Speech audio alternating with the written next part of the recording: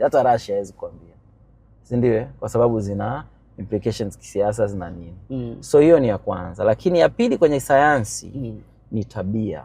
Okay.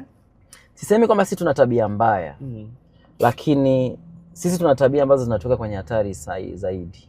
Wale mbona tuna dokta hawana wale mbona wana mabalaa zaidi? Hawana mabalaa. Kwa mfano ukizungumzia dokta kushiriki mapenzi ya jinsia moja, tunajua manchi kama Europe, Marekani, wapi, yani ni kitu ambacho ni cha kawaida kabisa.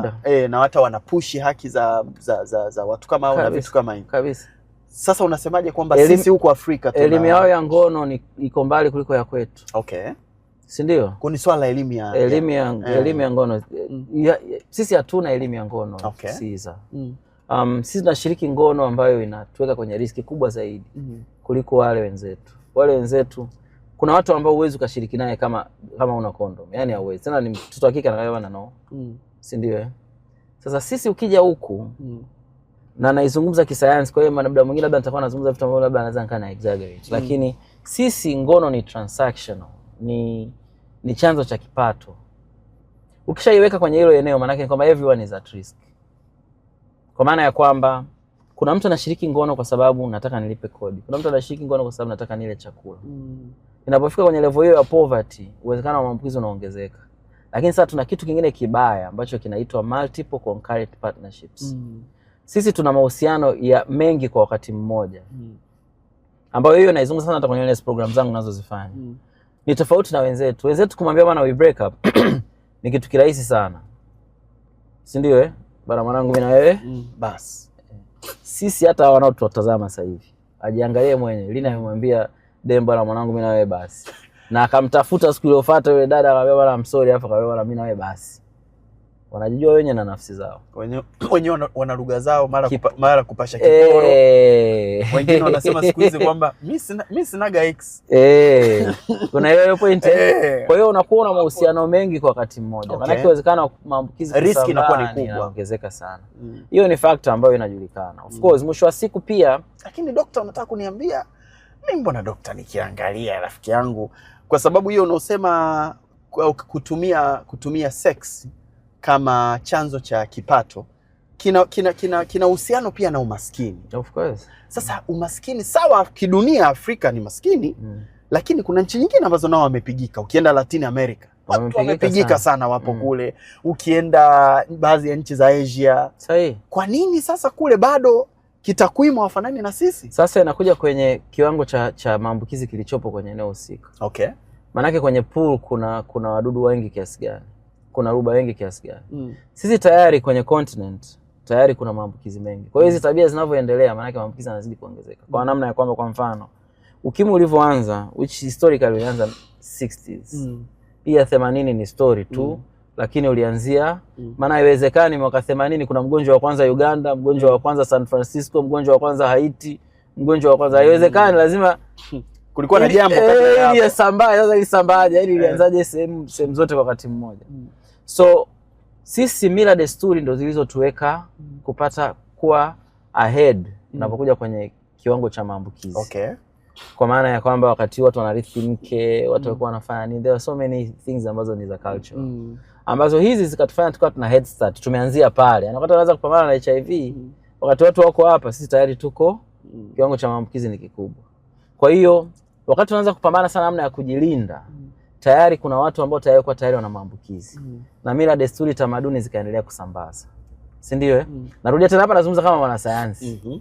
Si ndio Na utakuja kuzungumza kama Isaac wa Mvinjeni. Asante. Ambapo sasa hivi vyote vikachangia sisi tukawa mbele. Latin America, US, kwenye states nyingine. Kuna maeneo ambayo hayana maambukizi kabisa. Kwa hiyo hata kama wanafanya ngono zembe kiasi gani, yani unazungumzia ile jamii. Jamii husika. Kama tayari kulikuwa, ndio maana nasema bwawa tayari lishachafuka.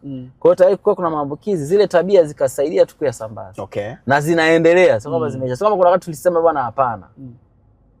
Kwa mfano tukichukua mfano wa Uganda they made major steps kubadilisha mila desturi. Si ndio? Na maambukizi yakapungua. Si ndio Mfano wa mila na desturi walibadilisha sana, kurithi mke, nini, all those things walipambana sana. Okay. Na wao kwa sababu walikuwa washaona madhara. Si ndio Sisi tunaendelea kupambana, lakini bado mila desturi na nini, na ndio maana kwa mfano kuna mikoa ambayo ina maambukizi zaidi ya mikoa mingine. Hivi inawezekana hiyo ndio imefanya ya kwa mfano hii ya mila na desturi, inawezekana ndio nchi kama South Africa na hizi nchi zinazozunguka Botswana, Botswana, Namibia, South Africa, Lesotho hizo. Wewe umeenda kule, umeona kote, nimepita.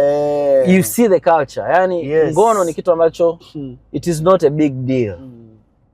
Yani kabisa. Na swala la elimu ya uzazi sasa kwamba kutumia kondom au nini, it's not even there. Kwa hiyo mtu anaweza katoka na mwanamume mmoja sasa hivi katoka nje kutana na mwingine kaenda naye, yani hivyo, yani kusema maana mimi bwana sitaki. Haipo kwa sababu kwanza ndio desturi, pili haoni ubaya. Umeelewa hiyo point? So hiyo ndio ikapeleka tukawa tuna head start. Okay. Kwamba sisi tuna maambukizi tayari na mila zetu zinatuchangia kueneza zaidi. Haya. Umemaliza? Nimemaliza. Kama Dr. Isaac. Kama doctor. Haya, Isaac wa Mivinjeni. Isaac wa Mivinjeni. Au nataka nikukumbushe swali? Wala usinikumbushe. Kwa nini watu wenye wanaoishi na virusi vya ukimwi wengi zaidi ya nusu ya dunia wanapatikana, ambayo narudi kwenye pointi yangu ya kwanza kwamba hizi namba zinatusaidia sisi kwenye kujiweka kwenye kupata vitu. Ambayo narudia tena, inawezekana namba hata huko nje ni kubwa. Lakini sasa kwa bahati mbaya pia au huku ni ndogo. Na kwa bahati mbaya sana sisi pia hatuna solutions zetu traditional, yani solutions zetu za ndani. Ndio.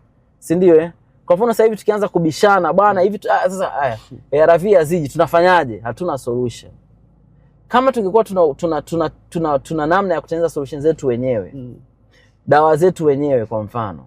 Hizo namba hamna sababu ya kumwambia mtu yote. Tunadili nazo wenyewe. Wenyewe ndani. Kwa hiyo inabaki ni internal issue. Okay. Si ndio Na tunaweza tukadili nalo. Na la pili ambalo huyu katika Isaac, hizi solutions zinazoletwa ni solution ambazo zinaletwa. Sio solution ambazo zinatokana na changamoto zetu na kutengeneza solutions zetu wenyewe. Sio, unaelewa point yangu? Mtu anakuja anakwambia bana fanya hivi ndio utazuia maambukizi. Wewe unafanya.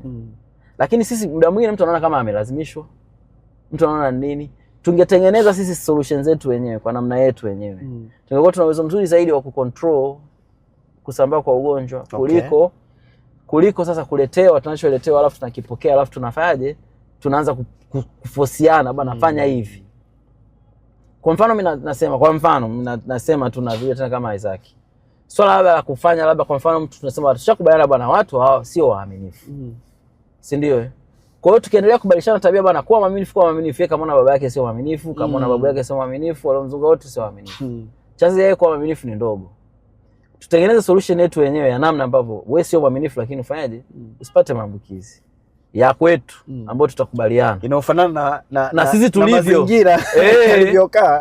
Alivyokaa kama tuchapana viboko tucharazane viboko. Yaende. Lakini sio bwana tucheze sijui nini, bwana chukua hiki, badilisha tabia, tuimbe, tunacheza ngonjera, sio mambo yetu. We need to find our own solutions. Point yangu nadai kuisema. Na hizo solutions zetu ziwe za kwetu wenyewe, tailored kabisa kwetu sisi. Then tutazuia maambukizi. Si mchezo. Kwenye hilo. Daktari umesoma nje. Umesoma nchi gani na nchi gani?